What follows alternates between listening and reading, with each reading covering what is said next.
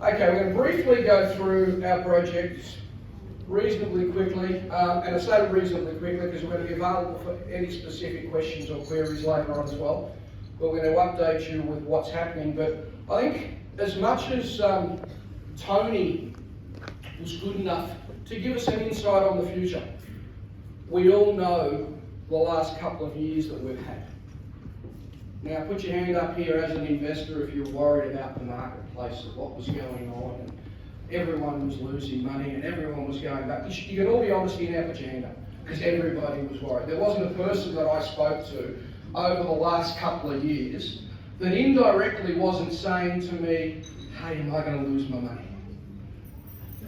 Right? Now what I'm actually able to say before we even talk about any single project on here, the good news is every single person in our community, those of you that have been getting quarterly returns, you've been getting what you promised, yeah?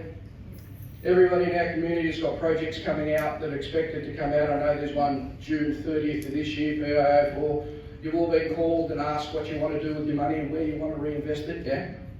Everybody is getting their promised returns. And when we look at the projects that have been affected by the last 2 years, they've been affected in a way where it might have been timing. They've been affected in a way that some of them we may have to have changed plans. But there is nobody that we have had to sit with and say, hey guys, I'm sorry you've lost your money.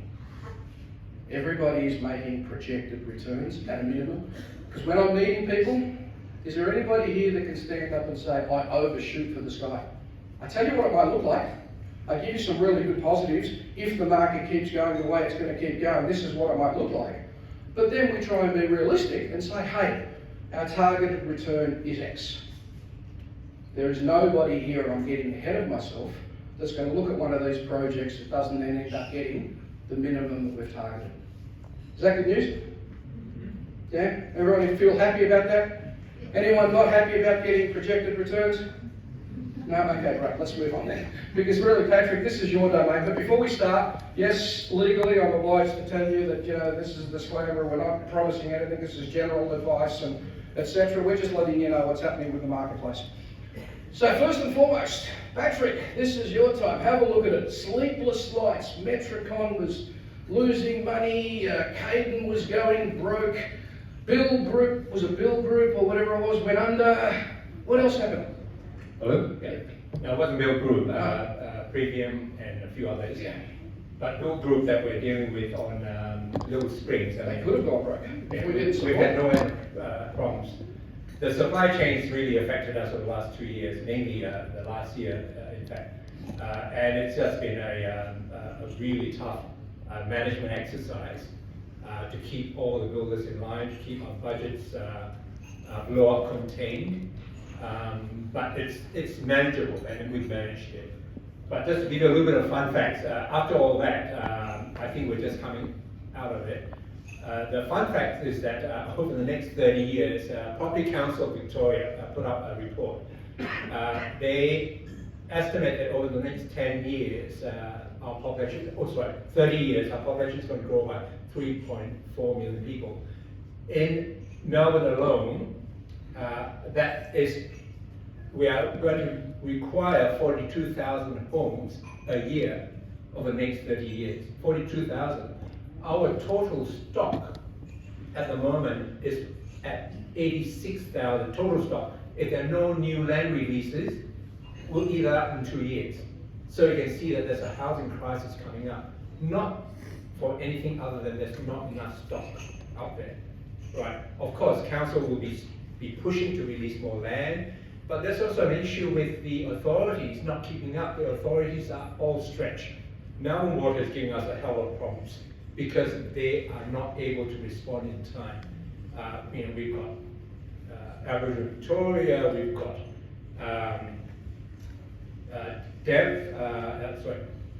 Department of Environments, we've got Geelong, Greater Western Water Authority. They're all stretched. So there's an issue in that this supply would not meet the demand, and that's a definite. So if you're from a purchaser point of view, that's not good news for you. But if you're an investor point of view or developer, that's really good news for us. So that's another thing you can lock away, as something to be reassured that next year is going to be really busy for us. Yeah, and when you look at past, those of you that remember Patrick 3 years ago, he didn't have any grey hair. The last 2 years have been tough. There's not a project that I'm going to go through that I can say to you it went to plan in that period of time. Obviously, Patrick and his management team, project management team, are hoping to say that to you next year. But if we look at the last few years and the projects that we're covering today, so how we're going to go through them. But the future looks bright, actually, before I say it, because even I was one of these people when I talk generally. In the general environment, when we talk about apartments, right, most of you would have heard from me saying, hey, it's not an investment vehicle you might want to have because of the rental yields, right, and the oversupply. But you look at Australia's, one of Australia's richest men who's actually in apartments, Harry Triggerboff, and that's the American Group. These guys are full steam ahead. Why? Basic reason, what Patrick's talking about, is population growth and the affordability of property. So we're in a sector where we're starting from the ground up. That sector has a lot of things that you've got to know how to navigate through. Unfortunately, very humble man, but we've got one of the best that helps us navigate through these things. But nothing ever goes to exact plan. So when I'm talking about each project today, I'm going to remind you of targeted returns that we spoke about at the start of the project. I'm also going to remind you of roughly timeframes, and guess what? You guys know that better than me. Because the minute a project goes 6 months longer or 1 day longer than what you were spoken about, I get a phone call. Don't I actually? From time to time, it all gets back to dates and times, but that's the one thing that you'll see is a bit of a variable. So we'll talk about them very, very quickly. Because every project has development processes. And even the ones where we'll say to you, or in your mind, a lot hasn't happened over the last 12 months, say a greenfielding project that's sitting there. We've got a few in Geelong, etc., which we'll talk about. Perception is, not a lot's happened, but there's a lot happening behind the scenes. So we'll actually give you a brief insight to what stage it's at, what's been happening, and what's next for it, okay? So, first and foremost, most of you remember it as Rivers Run. Who's got some money in Rivers Run? Put your hands up. Okay, there's quite a few people. And that's the most relevant one because everyone is thinking about when is my turn, when is my time. So a bit of a reminder of how Rivers Run started. It was vacant. You can now see a lot of activity starting to happen. Right? And they are the selling stages. Now again, there has been some confusion between, I was in stage 1 of buying. Right? So all our investor lots are stage 5 to 9. And they were going to be in detail, but they're not. Okay, so they're pretty much 5 to 9, which is going to be which side? That side. Yeah. Where Patrick's standing, right? So these are sales stages. Now why didn't we have investor lot in sales stages? Real easy. When you're starting off a campaign, the most expensive construction costs are in the first 2 stages, right? Correct, yes. Sewage and all this sort of stuff. Well, to give you an idea, what we call internal cost and external cost. So if you are doing this, the internal cost will be all that in there. External costs are the streets that are outside the allotment. There is the retention basin. This is the mountain water requirements. There is the junction at the corner of Taylor's Road and Via Court. These are all additional costs. Sewage pumps? Sewage pump as well, because the water authority is not ready with their ultimate sewer line that's meant to run near the creek. So we have to pump all the way up to Caroline Springs, and one of our agreements is with 6 other developers around the area to share the cost.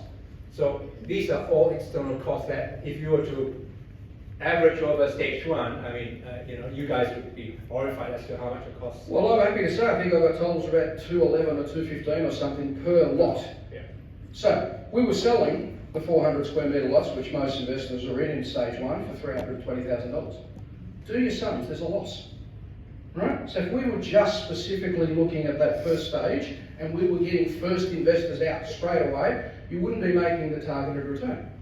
Why you're making the targeted return is we're setting all the foundations in the first 4 selling stages, and then investor lots, you would have been notified by now, you're going to be somewhere within stage 5 to stage 9, depending on when you came in the development, right? And then what will be happening is, you'll basically get the average once Patrick and his team has signed off on all the construction. We've only signed off up till stage 5 or something, haven't we now?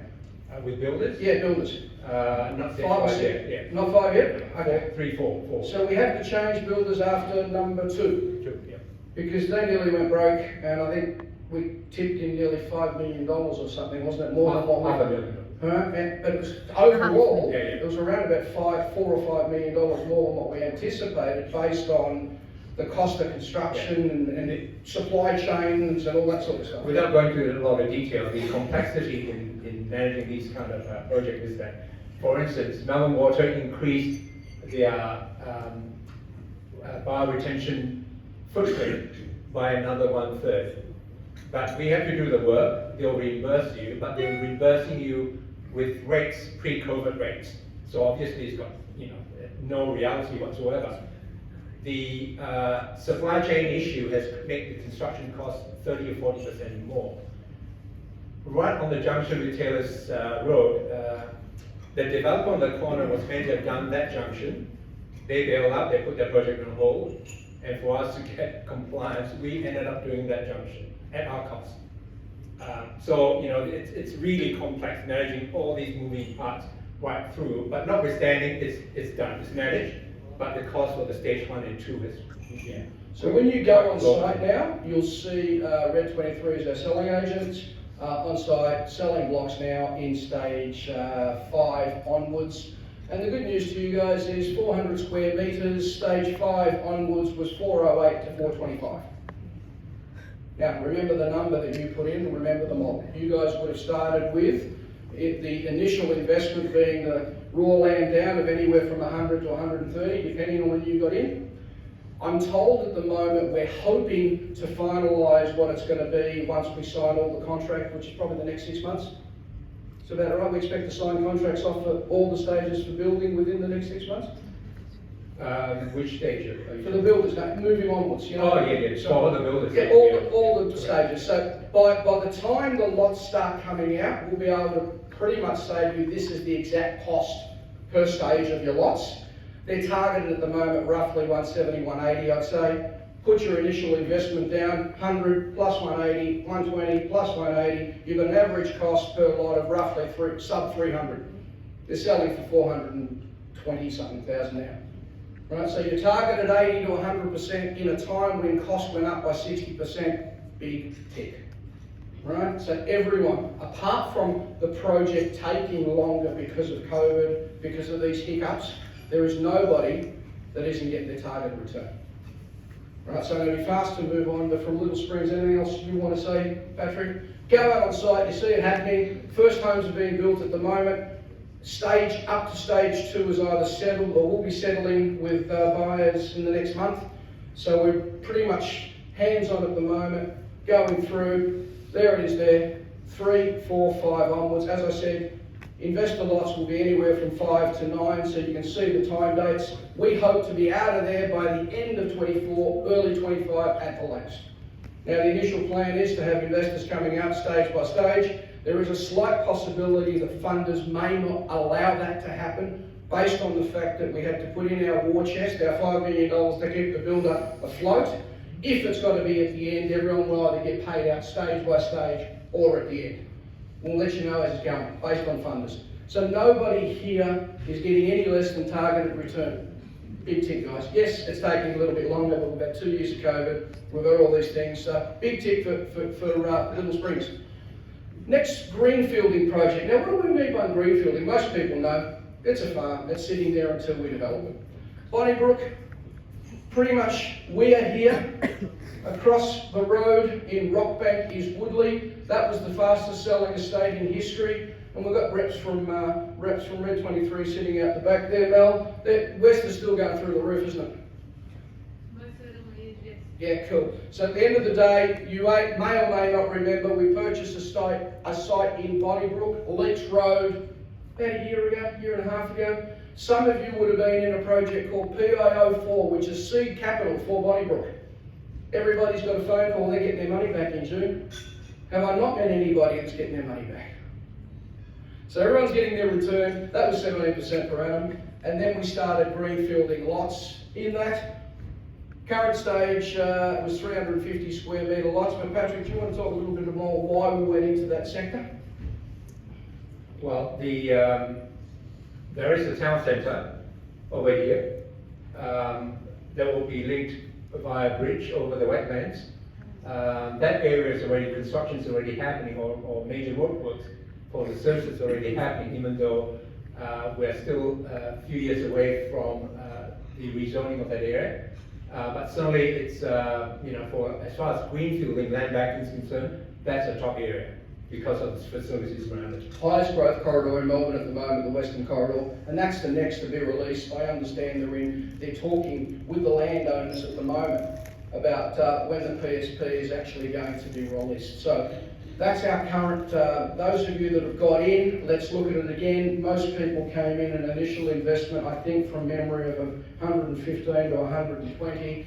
Even if we look at current construction cost of say 170, that's 290 wholesale. How much are they selling 350 square metres in Woodley for, Mel? 388. 388. So you've got a selling price of 388, your basic, you're coming in at sub 300. What's the market going to do over the next 5 years? You just had Tony Tomasi telling you, this is a real winner. Again, this one is projected to be way more than the 80 to 100% that we anticipate, but even if we get you to 80 to 100%, in roughly 7 years, it's an awesome investment because I don't know any commodity safer than land. So this one's going really, really well. Moving forward, Marshall, who's in Marshall? Out near Geelong? Yep. Walking to the train station, Patrick, so our site's at the front here, train station's up there, and they're also talking about redeveloping the train station area, semi-commercial and stuff like that, I remember from the PSP. So they're still preparing, the PSP hasn't been released, yeah? Yeah, Marshall and Geelong is one of the fastest growing area in all of Melbourne. And Marshall particularly because of its proximity to the train station and proximity to Grovedale on the other side of the Ballerine Highway. Grovedale is an established suburb, and there's no doubt that you'll start bleeding into this area here. Very, very bullish on this one. And the same sort of thing, I think Geelong area, about $1,000, $1,100 a square metre at the moment, isn't it, Mel? You guys sell all over. That Geelong precinct, about $1,100 a square metre? Bit more. Yeah. So even $1,100 a square metre, I'll show you later on our current last one that most people got into, 350 square metres, whatever you've got there, 200 or 350 square metres. Look at what you invested. You're going to be way in front of the 80 to 100% targeted, but even if you get your 80 to 100% in 5 years, awesome project. Charlemont, same thing, around the corner, that's next to Marshall. That one had the PSP released, and we were hoping to start on that a little bit quicker, but we had an issue with the main road, right, and the services. Yeah. Well, Charlemont is, as you can see, that's actually that's a more current view. Armstrong Creek, this creek growing up there now. Mount Denis, that's grown since that picture. I think that's Google Map, and that's more current. You can just see that all happening. Grovedale is there. You can just see it's all crowding in there, and this will take off. The delay at the moment is their council's wanting to create a green line here, recreational green line there, and there's some discussions with them currently. Yeah, there you go. And we were initially expecting to get services from that side. Yeah. And now they're saying No, they're they come from the other side. So the only delay in that area is because the council has decided to be a little bit different to the government, where we were hoping the services come from the main road, they may have to come from the rear. But you look at the projected timelines, and again, that one is going awesome again, $1,100 a square metre. Think about the price that you got in at. Going to do more than what we targeted. Diamond Creek, we've had questions about that one because we had an issue that the greenies made us go to VCAT, didn't they? Yeah, that went to VCAT and we eventually won. But the town plan is just really slow in getting back with the endorsed plans. But notwithstanding, it's up on the market now. So we've got through VCAT, the plan's been approved, we're on the market, and I understand development is starting this year. Now those of you that are in that project, you also remember we've got two types of investments. Greenfielding means you've got a lot reservation agreement, which means you've got your land and you pay the construction costs. Diamond Creek had a loan agreement, and each one of you had a loan agreement to get 17% by a later date. No change. At the end of the day, you'll get your 17% at the later date of what your contract says, or earlier if sales happen faster. Worst case scenario, we come to you and say, hey, do you want to keep getting 17%? If not, we'll give you your money back. How do you get your 17% return? Is there anybody not happy about continuing to get 17% should the project take to go longer?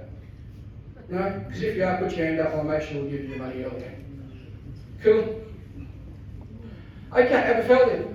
This was one where you may remember we had the plans ready to go, and we were going to start constructing 6 luxury townhouses, and then COVID hit and supply chains hit, and our DD had a certain, the pre-plan was to actually build them and sell them, because this is a luxury area. People who see what they're getting will pay more. So we initially didn't have the plan to pre-sell. Then we had COVID hit and construction went up by 50 or 60% from what we were budgeting. Yeah, we went out and got 3 different quotes. The first one was over budget, second one was even more over budget, and third one was astronomical. So we put this project on ice. Though the market has returned with some normality. The builders were pricing in risk because no one could really predict the risk, and the risks were horrendous.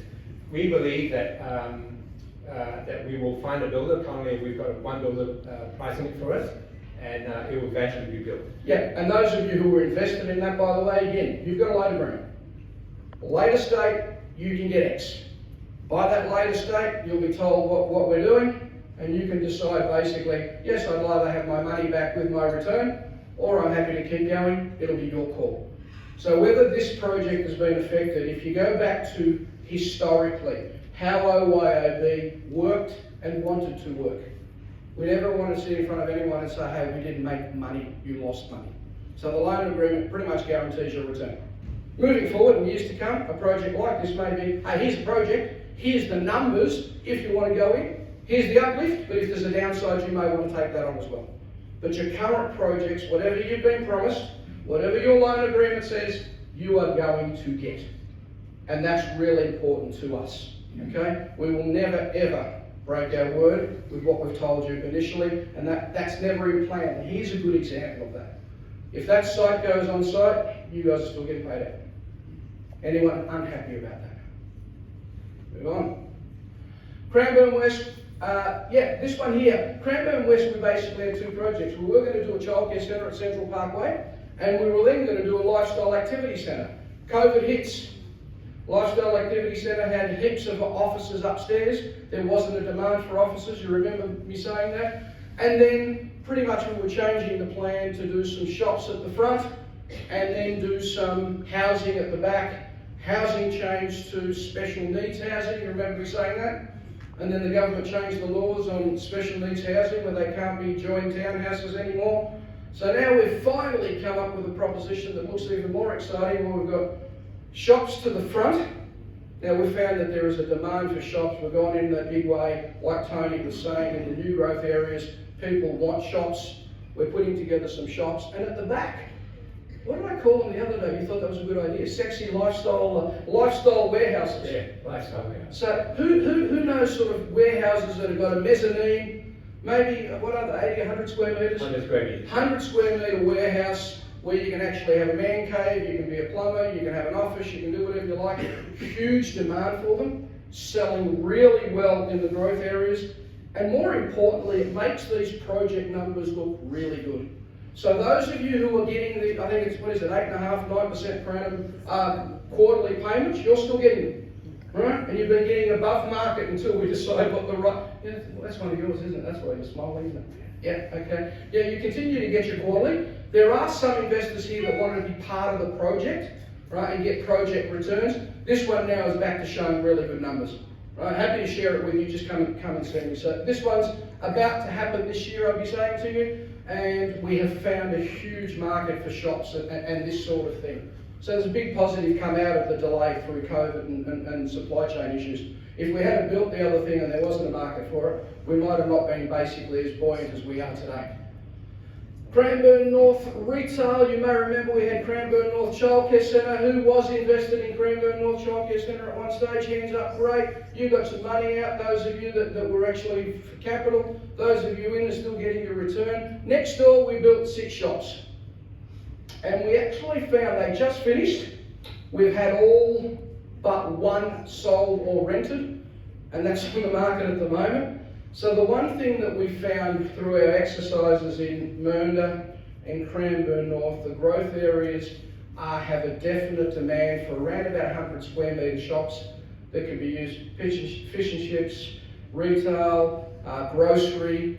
We've also found a market for the childcare, which we'll be talking about shortly. Everywhere there's a childcare centre, some companies that do swim schools would like to be involved next to us. There's also other companies now, the company called Belgravia Group who does swim schools, who does gyms. They do this ninja for kids. They do swimming, all that sort of stuff. They're coming to us now saying, hey, every time you're about to build something, let us know. So, you know, there is a market there for that sector. These have just been delivered. They look pretty good. And as I said, all bar one is leased or sold, and I'm told that there's 3 applications or something at the moment. So there's a genuine market for that, and that's happening at the moment. Southside Sunbury. Most of you hadn't heard about Southside except for we were giving our investors the opportunity to get wholesale shops. So how that model worked once upon a time, we'd work out roughly what it would cost us to supply a shop. Then we'd work out what the current rental market is. So, for example, Cranbourne North, these ones here, they were renting out at $400 a square metre, which meant 100 square metres is about $40,000 in rent. Right? We've been selling them at a 5% yield, so roughly $800,000. And we sold a couple a little bit more than that because owner-occupiers want to go in and set up their own situation. So we bought a site in Sunbury, what, about a year ago, is it, Patrick, now? Yeah. Maybe a little bit over, yeah. About a year ago, and that's going through the process now of planning. And as Patrick said, one of the delays we found out through this one is that the Aboriginal groups needing to do diggings and archaeological digs and all that sort of stuff. We've actually got a town planning permit for this. Yeah. We're just waiting on the CHMP to be approved. Yeah, it's about 30% at the front here, 40% commercial, and then we've got about 150 lots at the rear. We released a concept where we went to our investor groups, even without saying exactly, we're just doing some shops. You all remember we putting it out there to you. We had 13 shops available. This is the latest concept. It could change, but it's been given a bit of a pretty good tick from council, hasn't it, Patrick? Yeah. They like the idea. So we've got 13 shops. Next to us, up where the sun is, Henley is doing a housing development next door. I think there's a couple of hundred houses that Henley's building next door. This is just off the freeway. We've got the commercial space in front. We're doing a childcare centre here. The indoor play has now moved to about there. So we've got indoor play, childcare centre and 13 shops. That's been filled by our sophisticated investors. It was $530,000 in and down up front, giving you 5% return payable quarterly. So that covers cost of money. Who's in that one? Yeah, there they are, okay. So you're getting your 5% return cost of money, and when we build them, now when we build them is going to depend on demand. Right, when there's enough houses to justify it, there's enough sales in the area to justify it, we're predicting 3 to 4 years. Right, when we build them, the cheapest rental I could find in Sunbury was $35,000 a year, up to about 38. We've been doing our projections on 35 to 38. They're going to be worth $700,000 to $800,000, but more importantly, our investors are getting a return of $38,000 on a $530,000 investment. I'm not very smart, but what's about 7%? 8% ongoing? That's an awesome product. Right, so you know that's going to plan, has been filled. So if you like that concept, come and talk to me later, because we're actually looking for more sites. And if I know which of you are interested in this sort of concept, I can then pretty much make sure that it's available for you for the next time we do it. Indie lifestyle, NDIS housing. You remember us saying one of our investors who's on holidays and he apologises, not here today, he's on a cruise. Went into special needs housing, NDIS housing. The first two houses are being built in Little Springs. And I think we're at the moment now, we're talking to builders, aren't we? Getting tenders for builders. That should be up and running next year. What's the investment model look like? Those of you who are funding just the construction process, you're getting, I think it's about 8.5% per annum payable quarterly. Those of you who are in the buildings and own part of this house have a minimum rental of 6.15%, up to maybe 8 or 9, depending on the types of tenancies that he gets and the profitability of the home. So that is an awesome product for those of you who are looking at transitioning from capital growth to income. So again, those ones have been filled, but if this sort of thing interests you moving forward, let me know and we can then let you know as the projects come along. Little Springs Childcare, this is your baby. Right? You may remember we all started in Mernda. What's Mernda running at? Full, isn't it? 93%. Okay, and then we did another one in Cranbourne North, which is running close to that. 85. 85, and we will unashamedly say this is an area that we are moving into big time. The drawing board says over the next few years, what are we aiming, 15 or 20 sites? Yeah. Every time we're buying a site, those of you who are Charlemont will remember there's going to be a childcare centre there. Those of you in Marshall will remember we're aiming for a childcare centre there. Sunbury, childcare centre there. So one of our provisos is if we're finding a site, will it take childcare? Right? Will the numbers look correct? And Tony gave you an idea of what Patrick does from a research point of view. So, Little Springs, that's starting as well, isn't it? Yeah, this commenced. Hoping to finish before the end of this year. And it was in one of those zones that Tony said, go. Right, what was there, how many times? Was it 3, 4, 5 or something, wasn't it? We normally look at 3.5, but this one, because it's a new estate, Yeah. there's not enough statistics to tell us. But that surrounding area, you know, we're going to stay at 400 houses. 100 places, what is it, 102 places or something? There's 102, yeah. It's a no-brainer. So we're going into the space. If childcare interests you, again, register with us. So at least that way, moving forward, we can let you know what's going on. So Charlemont Childcare, that one was delayed. It was going to basically be in one of the centres. The only delay there was finding out whether we could access the main road. That was an initial problem. I think Ison and you have negotiated something which will make a start on this soon. Yeah, we believe that council, because it has got existing use rights to use Boundary Road as an access point, and this is what we're starting just with that. I think they're coming to our view now that to allow us that to happen, provided the ultimate connection makes sense to them. And I think it's slowly, the complexity of these issues, Yeah. I mean, there are always variables in there. So I think we're getting there. all the investors on this one are getting an income until it's built. So you're happy to sort of keep getting the above market income until it's built, aren't you? And if not, you come to us and say, I need my money, give us 3 to 6 months notice and we'll replace it, not a problem. But this one, the good news is we're getting close and it looks like we should be able to have a plan for it and tell you when it's starting by the time we meet, hopefully next time. Yeah? Yep.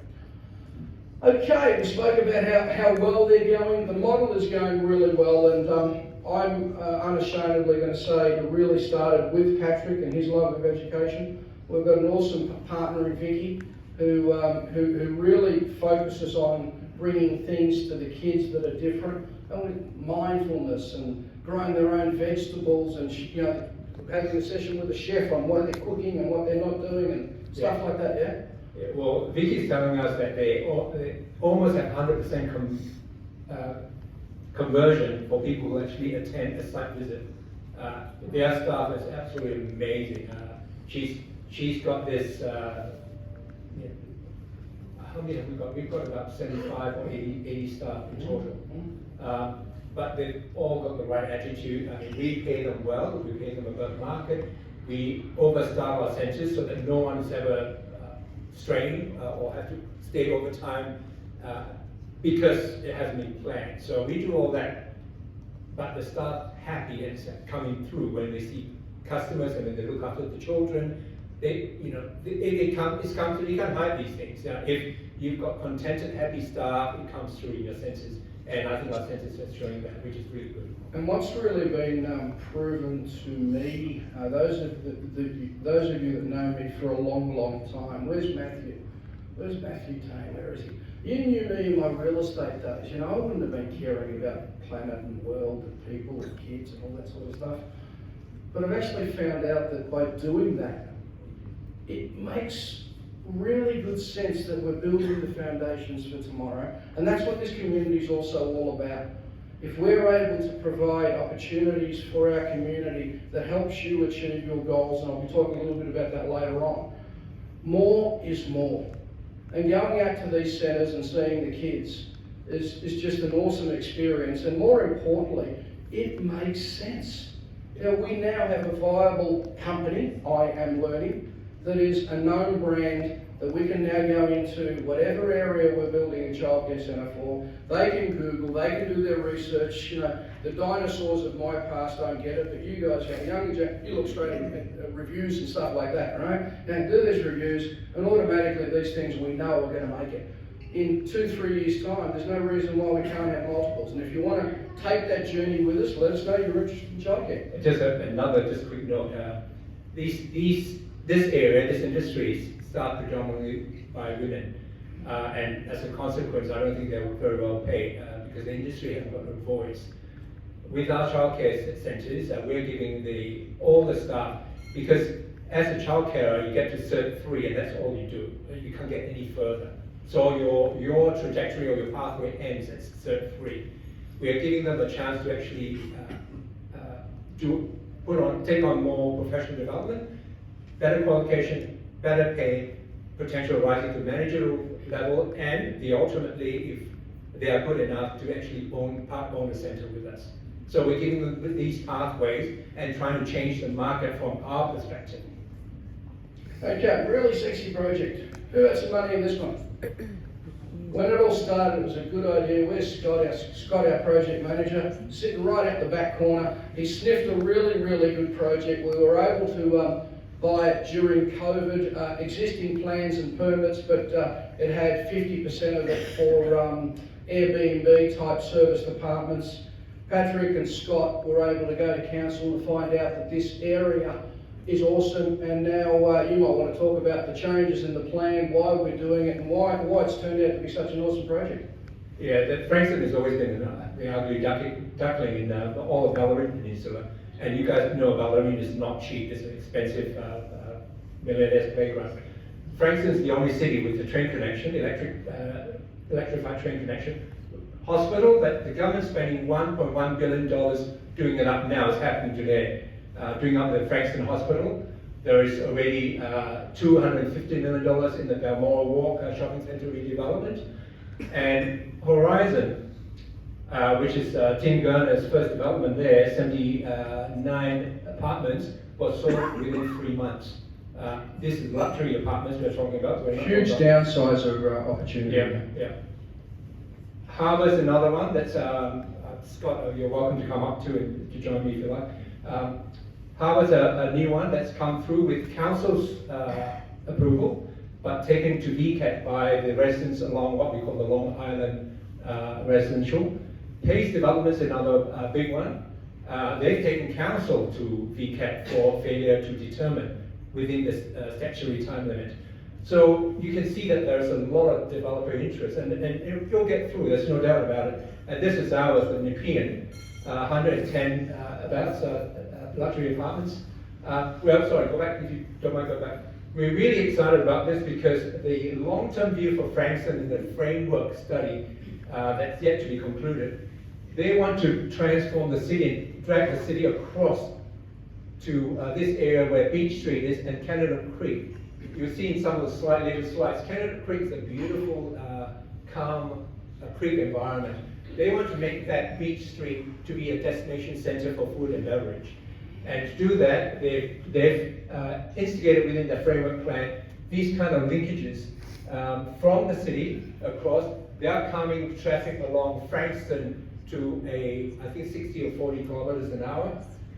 And they are encouraging and creating a ring road around Frankston so that in essence, this city will now really extend all the way to the creek edge And that's why there's so much interest in that area. And as Michael said, Scott found a real gem in this area, and we're really excited about this proposal. And you may remember me saying why we actually went into, who's in Frankston, by the way?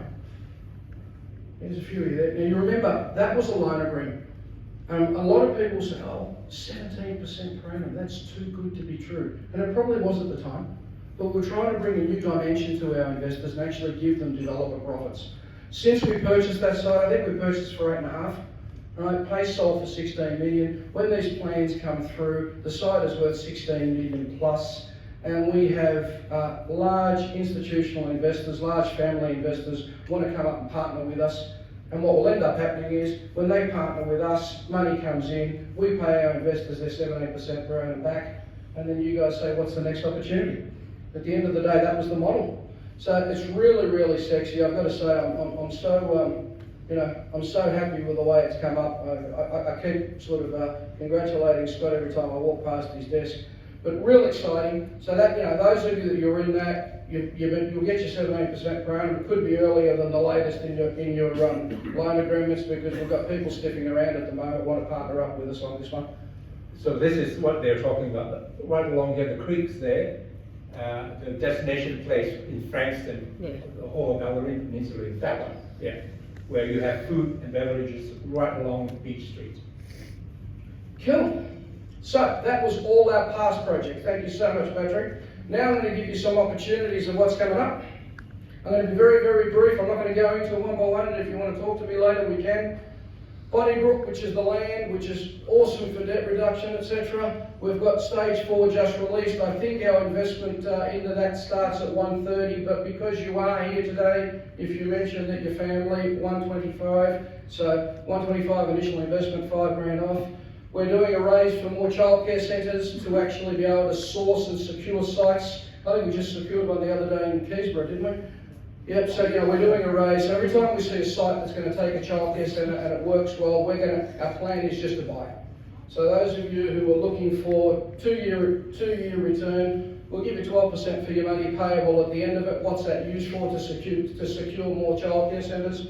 And there could be, Scott just found an awesome site in Broadbeach in the Gold Coast that we're doing some DD on at the moment, so there could be another opportunity in this space coming up. If you love Frankston and don't want to miss out on Broadbeach, give me a yell, let me know later. We haven't finalised what the investor product's going to be yet, but we've been able to secure the site with Scott's assistance. Another one in Lara, again, working on what the product's going to be. Another one in that Geelong precinct, which is going really well. So there's a few opportunities coming on.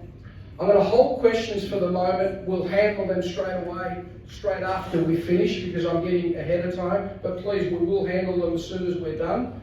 What I'd like to go in and talk about is the future.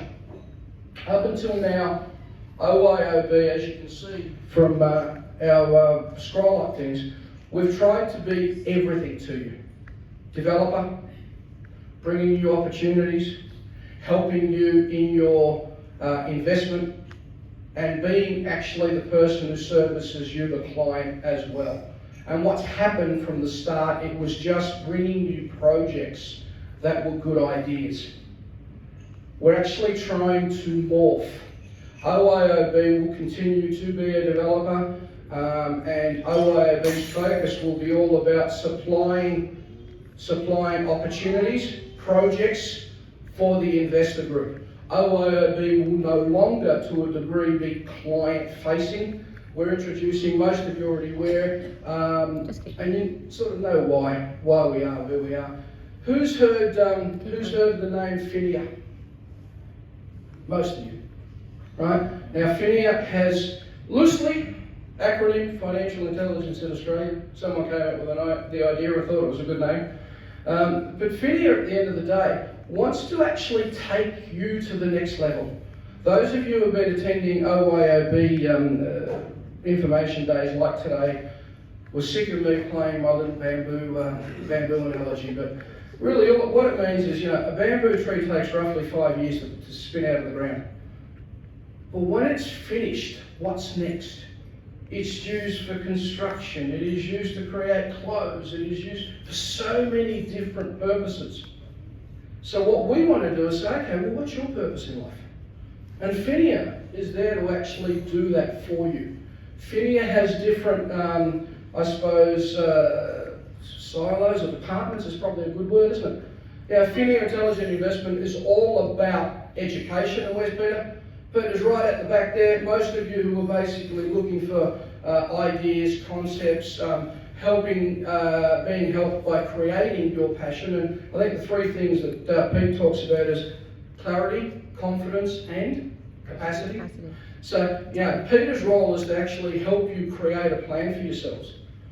And then we can go to OYOB and say, okay, what projects do you have that is going to suit this person?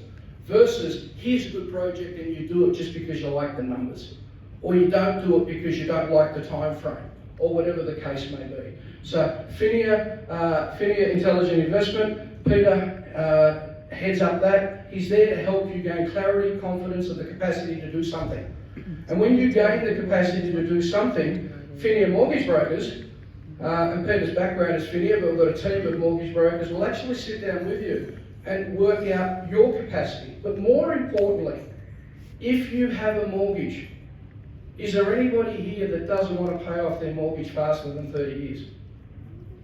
Right, so FINNIA Mortgage Brokers, their whole ethos is how do we create a plan with you to help you pay off your mortgage in less than 10 years. So FINNIA Mortgage Brokers can help you do that. And then FINNIA Wealth, where's John? John, put your hand up, sitting in the middle. John is an awesome financial planner who understands risk mitigation, insurances, everything like that, because anyone who's got a plan, it's got every plan should have subsections, right? And that's what John's all about, assisting you to do as well. So what we're heading towards is, as much as the old Michael says, who likes this project? Who likes the idea of childcare? Who likes the idea of a sexy Broadwater, etc.?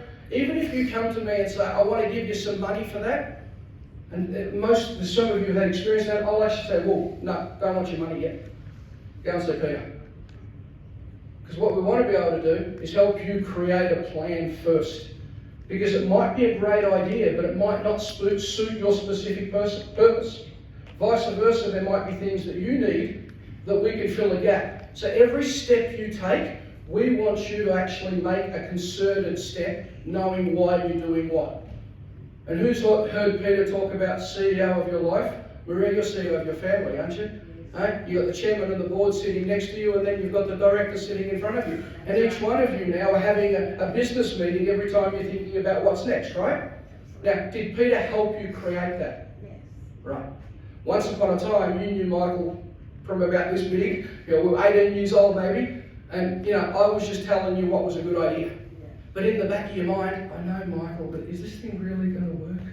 And, I'll kill you if you lose my kids' money, right? That's right. Okay, but you're making every decision yourself now, aren't you? Yes.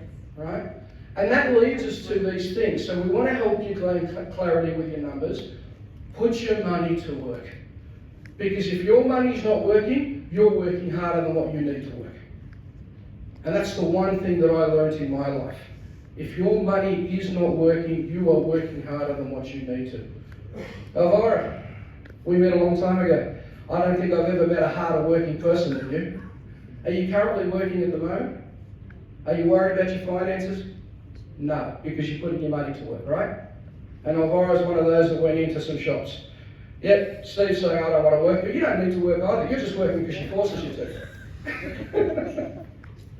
Right, and that's the key. When you've got a plan, you can make decisions in your life. So this is an example. Has Mary, put your hand up if you've got a phone call from Mary saying, hey, we'd like you to do a whiteboard session. Put your hand up, because there's been a few of you that have done them. Okay, put your hand up again, quickly. Okay.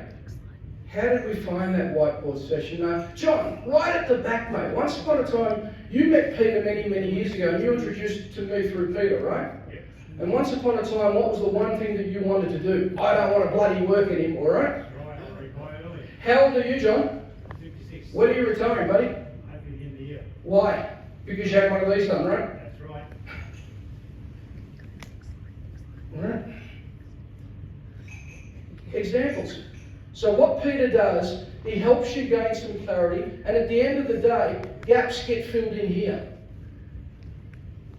Who is not able to know their numbers at the moment? What is the number that you need to replace your income, and what is the number that you need to retire? Who doesn't know those numbers? Put your hand up, please. Right, so if you put your hand up, you need to organise a meeting with Peter. You need to go and see Mary. Because at the end of the day, by the end of that meeting, Peter will help you make your own decisions, by the way. These are your numbers. And then you'll have a list of things to do. What do I do next if I want to meet my goals? Up to you whether you want to do them. You're the CEO of your life. But once you do these things, Harry, you've known us for a long time. Harry Roper sitting at the front. I once upon a time met Harry when the property market was supposed to die and you sold off your house and it was all going to go into shares. If we hadn't have met, where would you be today? No idea, but not as well off as I am. Harry's got a plan. Harry's now got a house worth about $2 million, which has been paid off, and he has more income coming in every month than what the minimum says. Am I saying anything out of school, Harry? Cool. That's important to understand, guys. This stuff works, but we need your help to help you get there. And that's why OYOB will provide the products, but it is FINNIA's responsibility through Peter, through myself, through our team, our mortgage broking team, our planning team, etc., to actually help you get there. Now, I met a lady that I didn't think really needed any help in this space because she was really comfortable, wasn't she, darling? Yes? And I didn't think you needed a whiteboard session. I actually went into Pete and said, oh, Pete, I think she's got it covered. Am I right, Fiona? Right. How did that whiteboard session go? Did it give you some list of to-dos? Yes. And when you do those to-dos, are you going to be better off? Definitely. Okay. So even those of you who think that you don't need one, please do me a favour, go and see Mary and organise one. And then when you've had one done, I at least can feel comfortable that we've done the right thing by you. Because it's up to you to act with it. I will no longer just pick up the phone and ring you and say, here's an awesome project, you should go in it, if I don't know why you're doing it. I used to do that a lot in the past, didn't I? I see everybody nodding. Yeah, he'd ring me every time there was a project. And Peter'd say he'd get money out of me when I didn't really want to give him any money. Yeah, is that right? Okay. But you've now got a plan, haven't you? And you've got to-dos. And today you came to me and said, oh, I've still got to do some of those to-dos. That's okay. You don't answer to me anymore. You answer to yourselves. You do them or don't do them, it's totally up to you now, but you've got a plan. And if we follow that plan, you should be able to get there. And really, that's where I'm here to finish off. We've even got a way, and we can do it over a computer if someone's interstate. This was an example of someone in Sydney, and Peter was smart enough to be able to work out how to do it on a computer. Because those of you that know me, I don't know anything about computers.